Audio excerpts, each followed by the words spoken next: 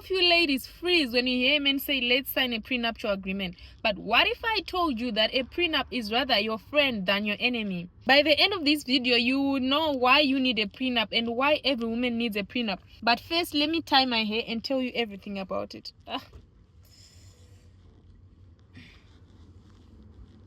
Ladies, how bold of me would it be for me to tell you that the average woman does not understand what a prenuptial agreement is? They've learned it from propaganda. All they know about prenups is from the propaganda of society trying to weaponize prenups.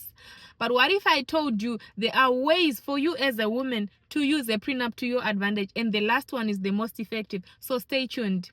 Before you forget, go and like the video and subscribe to my channel so that you don't miss out on my next videos, as I give you more tips on how women can leverage the system to their advantage. For your own information, couples that sign prenups are less likely to divorce compared to couples that do not sign prenups. Why? Because they are honest about their expectations. They know what is going to happen in case their partner does not fulfill their duties. You going into marriage blindly, you suffer the ultimate of them all, divorce.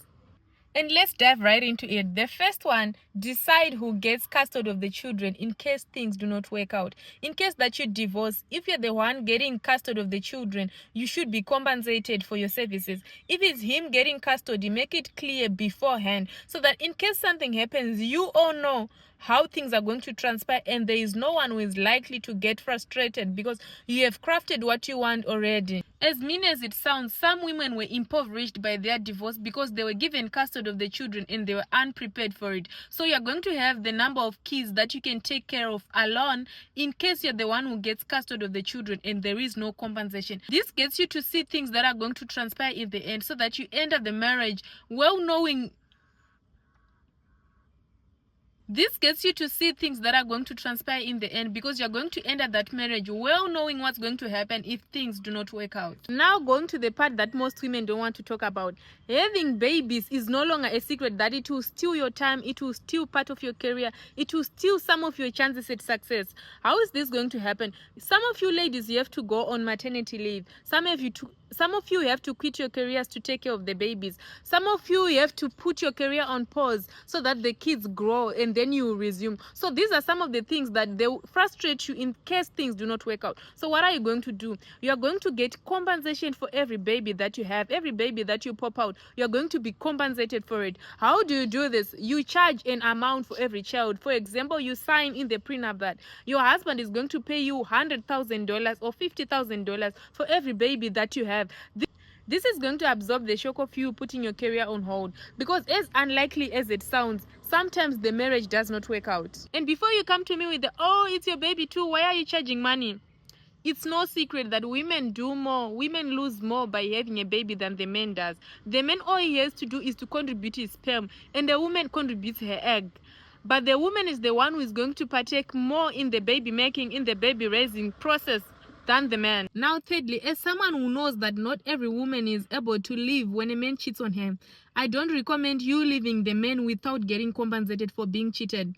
You're going to put a cheating clause that says if a man cheats on you, he's going to give you maybe something you have always wanted. You list that thing. Maybe he gives you a certain amount of money. Maybe he takes you to a certain place, or he buys you something that you actually really want. That thing has to cost him. You cannot be cheated for free.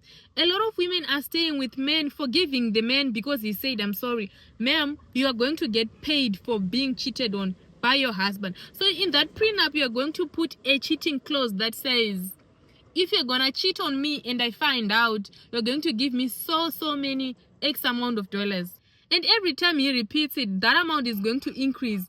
Maybe if he cheats on you 5 times, 6 times, you can decide to leave later, but you know what? You are getting paid for it. And now I don't know if you know of something called alimony. You are going to claim alimony for every year that you stay in the marriage. For example, if you stay 5 years in the marriage, it's going to give you a certain amount of money. So you will put an exact amount that you will get after, let's say, for every 5 years. You're going to get X amount of dollars for staying with a man. Because, ma'am, listen to me. You're not going to put up with a man's BS for years for nothing. You go into that marriage young and fresh. You're not going to get wrinkled. Postpartum trauma. So what is my girl gonna do? You are going to state X amount of dollars that you get maybe after every 5 years. because you know what, you're not going to put up with a man's BS for nothing. You are going to get compensated. You're going to that marriage young and fresh, and you get wrinkles for nothing. No, ma'am, you are gonna get paid for it. And you see how I never said don't marry for love. You marry for love, but you protect yourself. In case things go haywire, you are not going to get frustrated. You are not going to be one of those bitter women who say, I want a marriage, I did this for him, but he never gave me anything in return. Now, go and subscribe, go and like this video, because I'm going to send you more tips on how you can handle the system and leverage it to your advantage as women. And before I go, if that man says to you, I want to pay you all of this money at once, you're going to say no.